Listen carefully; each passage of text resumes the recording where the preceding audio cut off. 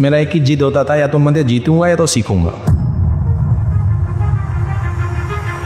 मेरा ये कसम था कि कोई नाम ले, आज तक लोग बोलते थे कि नेटवर्किंग से क्या कोई किया,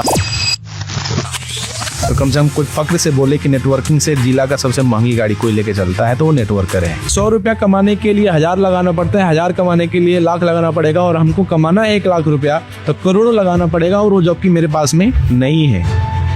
तो मेरे माइंड में एक ही चीज फिक्स था कि मेरी काबिलियत नहीं है जो कि मार्केट में मैं 1 लाख रुपया कमा पाऊं, लेकिन डायरेक्ट सेलिंग एक ऐसी इंडस्ट्रीज है जो कि 1 लाख नहीं, हमें करोड़ों रुपया भी ये कमा के दे सकती है। इसलिए मैं लगातार कंटिन्यू, कभी मैं निगेटिव हुआ ही नहीं। तो मैं पूरी तरीके से पागल हो गया डायरेक्ट सेलिंग में कि लाख रुपया कमाना है, गाड़ी खरीदनी है। मैंने बोल रखा था कि अपने एरिया की सबसे महंगी गाड़ी लेके आएंगे, तो 72 लाख की वोल्वो जैसी गाड़ी अपने जिला की सबसे महंगी गाड़ी लेके मैं गया था। बहुत ज्यादा कर्जा हमारे दरवाजे पे, मतलब कर्जे वाले ही दौड़ दौड़ के आते थे, पड़ोसी रिश्तेदार लोग उदाहरण देते थे कि उसके जैसा कभी मत बनना। कोई मेरा नाम ले लेता था, कोई शादी में तक नहीं पूछता था। अपनी हालत ही ऐसी हो चुकी थी, किसी का नहीं सुनता था, बस सुनता था अपने धंधे की, अपने बिजनेस की। मैंने कभी किसी का सुना ही नहीं, न माँ का, न पत्नी का, न किसी का नहीं। पैसा आया तो भी, नहीं आया तो भी ठीक। और आज भी मैं लोगों को बोलता हूँ कि भाई ये तुक्का नहीं है, ये प्रॉपर है, सीखना पड़ेगा। अगर आप 2 घंटा काम करेंगे तो मैं 3 घंटा काम करूंगा, 4 घंटा काम करूंगा, तब मैं आपके कह सकता हूँ कि मैं एज ए लीडर, कहने की जरूरत नहीं पड़ेगी, वो खुद रिस्पेक्ट करे कि नहीं मेरे से ज्यादा काम करने वाले हमारे अपलाइन है। नमस्ते, आदाब, सत श्री अकाल। एक बार फिर से आप सभी लोगों का स्वागत है लीडिंग लीडर्स के इस नए पॉडकास्ट में, जिसका उद्देश्य आप सभी में लीडरशिप स्किल्स को डेवलप करना है, भले ही वो किसी भी प्लेटफॉर्म पे काम कर रहे हो। क्योंकि लीडरशिप स्किल आज के दौर में एक सामान्य इंसान को एक बड़ा बनाने में मदद करती है, और हमारा यही उद्देश्य है कि हम अपने पॉडकास्ट के माध्यम से लोगों को प्रगतिशील बनाएं, क्योंकि विकसित लोग ही विकसित देश की आधारशिला होते हैं। और आज इसी क्रम में हमारे साथ जुड़ गए हैं डायरेक्ट सेलिंग इंडस्ट्री के एक उभरते लीडर, जिन्होंने यंग एज से ही अपनी मेहनत, लगन और खुद पर किए गए विश्वास की बदौलत इंडस्ट्री में अब एक मुकाम हासिल कर लिया है, और ना सिर्फ अपने गांव को बल्कि पूरे बिहार को गर्व के पल दिए हैं। जी हां, हम बात कर रहे हैं जितेंद्र कुमार मौर्य जी की, जो बिहार के मटियारी गांव से ताल्लुक रखते हैं। लाइफ के तमाम स्ट्रगल्स को पार करके इन्होंने बहुत से लोगों को इंस्पायर किया है, और आज ये हम सभी को इंस्पायर करने के लिए हमारे साथ जुड़े हैं। तो बिना किसी देरी के स्वागत करते हैं जितेंद्र कुमार मौर्य जी का। जितेंद्र जी, सबसे पहले तो हम आपका इस मंच पे स्वागत करते हैं। Okay, thank you sir.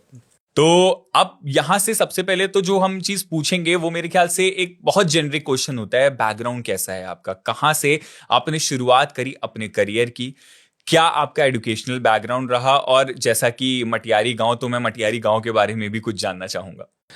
चलिए सर, जरूर बताना चाहेंगे। अगर मैं शुरुआती अपनी बैकग्राउंड की बात करें तो हमारे घर में, मतलब हम लोग एक किसान परिवार से हैं, और गांव मतलब बहुत मैं पिछड़ा गांव की मैं बात करूं, वहाँ पे एजुकेशन अच्छा नहीं है, नहीं माहौल अच्छा नहीं था। तो हर माँ बाप का यही ख्वाहिश होता है। पिताजी तो खैर हमारे बीमार रहते थे, पिताजी का बहुत ज़्यादा हमारे साथ में जुड़ाव नहीं रहा, लेकिन माता जी का साथ में हमारा कंटिन्यू रहा। तो माता जी ने चाहा कि हमारे लड़के का भविष्य अच्छा हो, तो उन्होंने अपने गाँव यानी हमारे मामा गाँव के यहाँ हमको ट्रांसफ़र हो गया पहले ही। अच्छा। तो ननिहाल में हम लोग रहना शुरू किया, वहीं से पढ़ाई हमारी शुरुआत हुई। तो जो भी वहाँ पे थोड़ा सा अच्छा माहौल था, लोगों के साथ में मैं रहना शुरू किया। तो पढ़ाई के दौरान ही तो कुछ खर्चे हमारे गांव से भी जाया करते थे, तो पढ़ाई में थोड़ा सा इंटरेस्ट मतलब था। लेकिन जब फाइनेंशियल में देखा, और घर की जब हमारे चाचा लोग हमको अलग कर दिए 1996 में, तो घर की स्थिति और ख़राब होने लगी। तो मैं खेती वहाँ पे भी करवाने लगा, ताकि मैं गांव को अपने यहाँ से सपोर्ट कर सकूँ पढ़ाई के साथ साथ। तो ये देखते हुए मेरे मन में एक ख्याल आया कि पैसा सबसे ज़्यादा कहाँ से आता है। तो मैंने देखा कि बिजनेस से आता है, और एक मेरे रिलेशन वाले थे, वो बिजनेस ऑलरेडी इलेक्ट्रॉनिक का काम करते थे। तो उनको मैं देख के प्रभावित हुआ, और मेरे को थोड़ा सा इलेक्ट्रिक चीज़ों में थोड़ा सा जुड़ाव था। तो मैं उसमें फील्ड में शुरुआत किया कि मैं पढ़ूंगा, क्योंकि मैं बहुत ज़्यादा पढ़ाई नहीं कर पाऊंगा, क्योंकि फाइनेंशियल मैं देख रहा हूँ तो हालत ख़राब थी। जाते जाते 10 तक पहुंचते पहुंचते घर से पैसे ना आने की वजह से मेरा कोचिंग करना था वो भी बंद हो गया। तो मेरे को लगा कि नहीं, अब नहीं करना है पढ़ाई। तो उसी दौरान मैं इलेक्ट्रॉनिक्स सीखना शुरू किया। इसके बाद यूपी बोर्ड से मैंने मैट्रिक और इंटर मैंने फाइनल किया, और इसके बाद में मैं इलेक्ट्रॉनिक को सीख रहा था। तो उसी दौरान मेरे को डायरेक्ट सेलिंग इंडस्ट्रीज को देखने का मौका मिला 2005 में। अच्छा। तो जो वहाँ पे डायरेक्ट सेलिंग में अमूमन बताया जाता है कि बिना पैसे का व्यवसाय है, तो मेरे को ये चीज़ें बहुत अच्छी क्लिक की कि 100 रुपया कमाने के लिए 1000 लगाना पड़ता है, 1000 कमाने के लिए लाख लगाना पड़ेगा, और हमको कमाना है 1 लाख रुपया तो करोड़ों लगाना पड़ेगा, और वो जबकि मेरे पास में नहीं है। तो मैं इलेक्ट्रॉनिक को पढ़ाई को मैंने कंप्लीट तो किया, लेकिन मैं वहाँ से जो सर्टिफिकेट मिलता है कि आप उत्तीर्ण हो गए वहाँ से, तो वो मैंने छोड़ दिया, क्योंकि मैं अब पूरी तरीके से डायरेक्ट सेलिंग को देना शुरू कर दिया। और डायरेक्ट सेलिंग में इंट्रोड्यूस कराने वाले हमारे मामा जी, हमारे खास मामा जी, और ज्वाइनिंग करा के वो पीछे चले गए। उन्होंने कहा अब तुम देखो। वो चले गए, लेकिन मैं कंटिन्यू लगा रहा। और घर की स्थिति बहुत खराब मैं कह सकता हूँ कि अब घर का बड़ा होने के नाते मैं पूरी तरीके से पागल हो गया डायरेक्ट सेलिंग में, कि लाख रुपया कमाना है, गाड़ी खरीदनी है।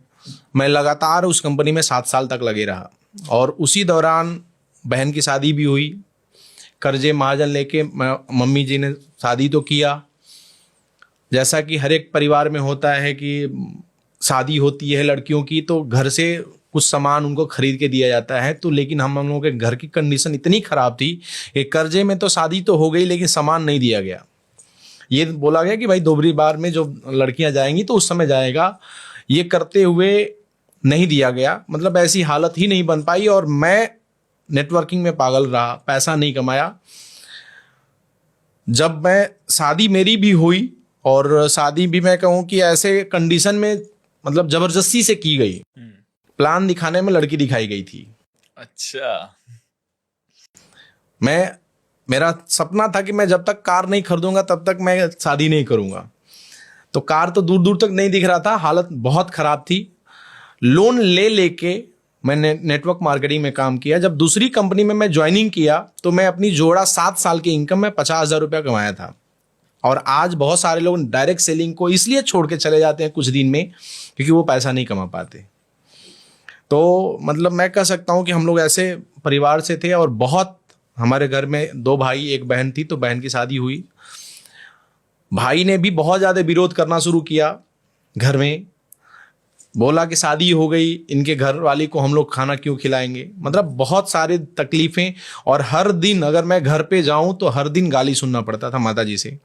लेकिन मेरे न रहते हुए जब वो अलग करने की बात कर रहा था भाई, अलग करने की, तो माता जी समझाती थी कि ज्यादा दिन तक नहीं खेलेगा, कम से कम कभी तो जीतेगा। तो हमारी मैडम हमको बता दी थी कि मम्मी ये बात बोल रही थी, लेकिन वो भी क्या कर सकती हैं, वो भी परेशान थी। बहुत ज़्यादा कर्जा हमारे दरवाजे पे, मतलब कर्जे वाले ही दौड़ दौड़ के आते थे, पड़ोसी रिश्तेदार। क्योंकि अगर मैं बोलूँ SLPS से पहले मैं 12 साल तक डायरेक्ट सेलिंग किया, और 12 साल करते हुए मतलब सिर्फ कर्जा ही मैंने कमाया था।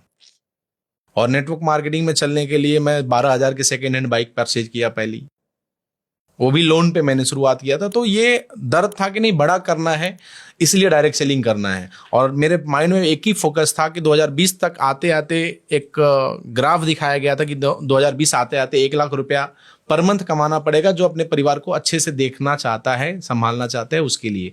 तो मेरे माइंड में एक ही चीज़ फिक्स था कि मेरी काबिलियत नहीं है जो कि मार्केट में मैं 1 लाख रुपया कमा पाऊँ। लेकिन डायरेक्ट सेलिंग एक ऐसी इंडस्ट्रीज है जो कि 1 लाख नहीं, हमें करोड़ों रुपया भी ये कमा के दे सकती है। इसलिए मैं लगातार कंटिन्यू, कभी मैं निगेटिव हुआ ही नहीं। तो जैसे आपने बात करी कि 12 साल तक आप ऑलरेडी डायरेक्ट सेलिंग में थे, उसके बाद आप रूबरू हुए AWPL से। तो AWPL में आने के बाद कैसे लाइफ चेंज हुई, क्या क्या चेंजेस आए? मैं बोल सकता हूँ कि जो 12 सालों में दर्द मैंने झेला था, SLPS शुरू करने के बाद वो दर्द उससे बड़ा मिलना शुरू हो गया। अच्छा। क्योंकि मैं पिछली कंपनी में कुछ अर्न कर रहा था, और एकाएक मैं यहाँ जब शिफ्ट हुआ तो मैं एक बाइक भी खरीदा था, उसकी EMI देनी मेरे को मुश्किल हो गई। मैं फ्लैट में रह रहा था, मैं 1,000 रुपया के रूम पे आ गया और उसको भी टाइम पे किराया नहीं दे पा रहा था। बहुत मुश्किल हुआ, लेकिन ये ट्रस्ट था कि जो हमारे अपलाइन लोग हैं सारे लोग एक जगह से आए हैं और एक प्रोफेशन से सारे लोग थे, तो ये ट्रस्ट था कि यहाँ पे पैसा हम कमाएंगे। मतलब पता नहीं, अंदर से यकीन हो रहा था कि मैं यहाँ पे कमाऊंगा।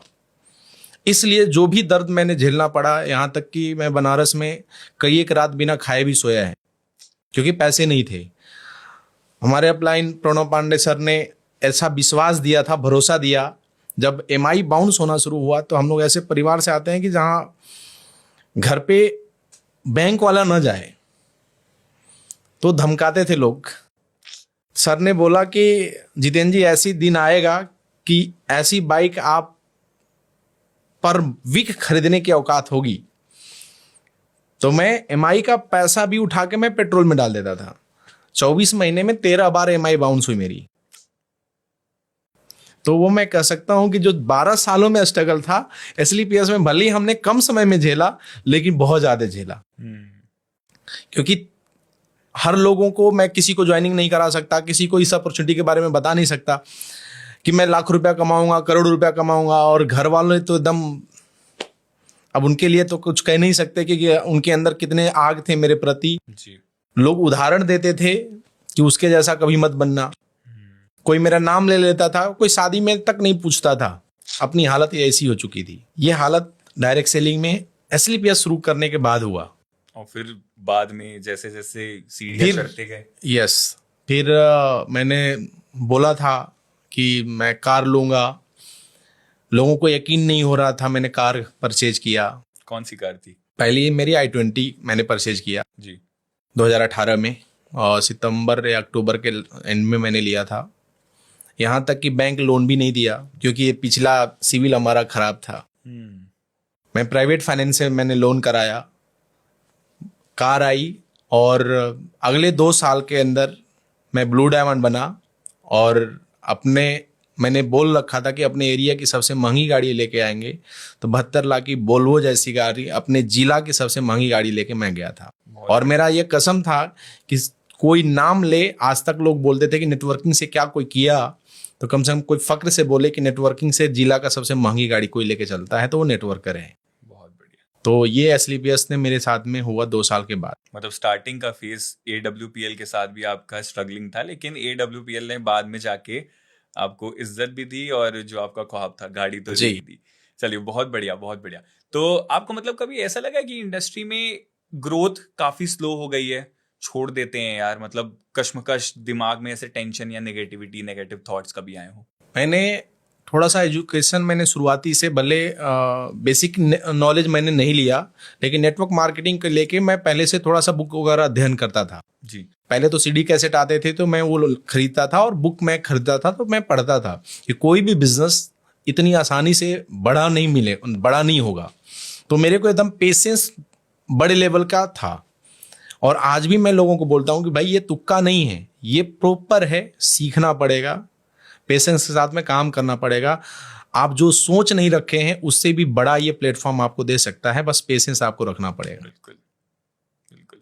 चलिए, तो अगर मैं ये कहूं कि जितेंद्र जी, आपकी एक कोई ऐसी स्ट्रेंथ जिस पे आप बहुत भरोसा करते हो, चाहे वो डायरेक्ट सेलिंग के क्षेत्र में हो, चाहे वो पर्सनल लाइफ में हो, कोई ऐसी स्ट्रेंथ जिसके लिए आप, मतलब जिसको आप आंखें मूंद के कि यार ये मेरे पास है। जैसे मेरे पास पेशेंस की बहुत एकदम खदान है, मैं पेशेंस पे अपने बहुत भरोसा करता हूँ। तो आपकी वो क्या स्ट्रेंथ है जो आपकी ग्रोथ करने में हेल्प कर रही है? सबसे बड़ा मेरा एक ही जिद होता था, या तो मैं जीतूंगा या तो सीखूंगा।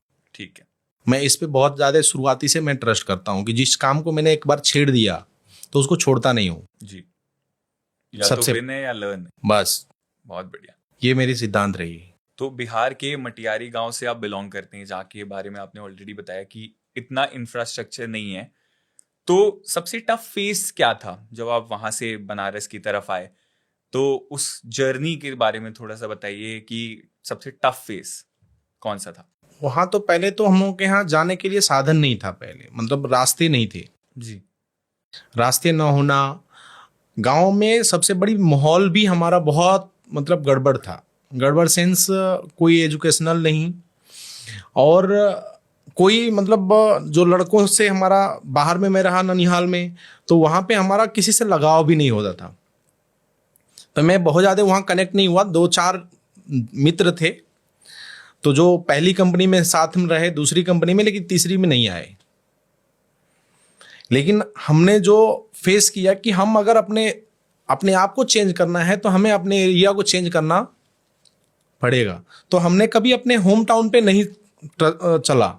मैंने सोचा कि नहीं, अपने आप को चेंज करना है तो हमें अच्छे जगह पे रहना पड़ेगा जी। और ये हमारे अपलाइन ने बताया कि भाई जैसे संगत करोगे वैसा रंग आप पे आएगा ही है, संगत वैसी रंगत।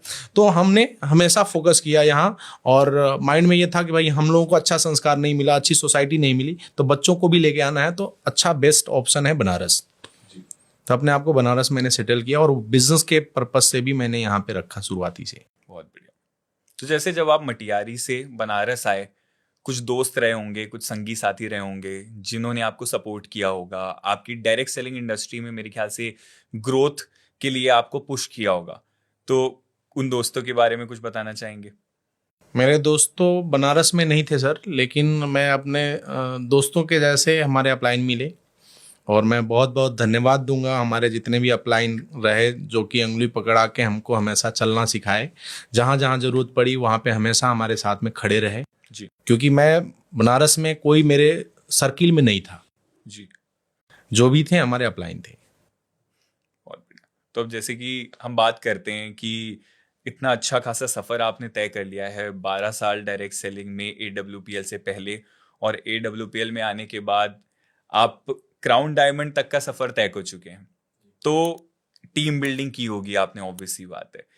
उस टीम बिल्डिंग में लीडरशिप एक एस्पेक्ट होता है जो कि मेरे ख्याल से बहुत बड़ा एस्पेक्ट होता है, आपको रंग से राजा बना देता है। तो लीडरशिप के बारे में क्या कहना चाहेंगे कि लीडरशिप का कितना बड़ा रोल होता है एक टीम को ग्रो करने में?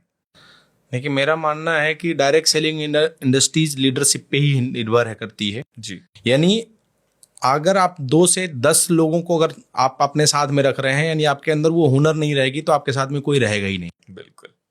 और लीडरशिप का मैं अपने आप को अगर मतलब मानता हूं तो लीडर का मतलब होता है पहल करना। जी। और जब भी हमको अपलाइन द्वारा या कंपनी द्वारा जो भी चीजें बताया गया तो मेरी डाउनलाइन कर रही है कि नहीं कर रही है, मैंने अप्लाई किया और मैं अपने टीम मेंबर को बताता था कि देखो मैं ऐसे कर रहा हूं, आप भी करोगे तो तेजी से ग्रोथ आएगी। तो अच्छा, एक अच्छा लीडर बनते कैसे हैं? मतलब हमने टीम तो ग्रो कर ली, लेकिन कुछ लीडर ऐसे भी होते हैं जो अपने लिए काम करते हैं। एक अच्छा लीडर वो होता है जो दूसरों के लिए काम करता है। तो आपके जहन में ऐसा कोई मूवमेंट जब आपने मतलब उस, कहते हैं ना कि अपने स्टेटस को एकदम सही तरीके से जस्टिफाई किया, तो एज अ लीडर एक अच्छा लीडर कैसे बनेंगे? मेरा एक ही स्वभाव है कि हमारा काम जिसके साथ में मैं ज्वाइनिंग किया तो कभी मैं अपना चेक पे नहीं फोकस करके मैंने उनके दुख दर्द के साथ में उनके काम को मैंने फोकस किया। जी। निस्वार्थ भाव। मैंने आज तक कभी गाड़ी का मीटर नहीं देखा कि कितना तेल जा रहा है और कितना मेरा पैसा खर्चा हो रहा है एक लोगों को डेवलप करने में। जी। तो ये करने के बाद में जब वो लोग थोड़ा सा ऊपर आए या बढ़े, तरक्की किए, तो उनके दिल में एक भाव रही कि नहीं जितेंद्र सर द बेस्ट। जी। जबरदस्ती से मैंने अपने आप को नहीं बोला कि मैं तुम्हारा अपलाइन हूं। मैंने अपने आप को ये कहा कि मैं आपको काम करके दूंगा, और अगर आप 2 घंटा काम करेंगे तो मैं 3 घंटा काम करूंगा, 4 घंटा काम करूंगा, तब मैं आपके कह सकता हूं कि मैं एज ए लीडर। कहने की जरूरत नहीं पड़ेगी, वो खुद रिस्पेक्ट करे कि नहीं मेरे से ज्यादा काम करने वाले हमारे अपलाइन हैं। बिल्कुल। तो जैसे कि हम कहते हैं कि मतलब एक बहुत गहरा प्रश्न है, इसका बहुत गहरा आंसर भी हो सकता है कि लीडर जन्म से पैदा होता है, पैदा ही होता है और जन्म से ही वो लीडर बन जाता है,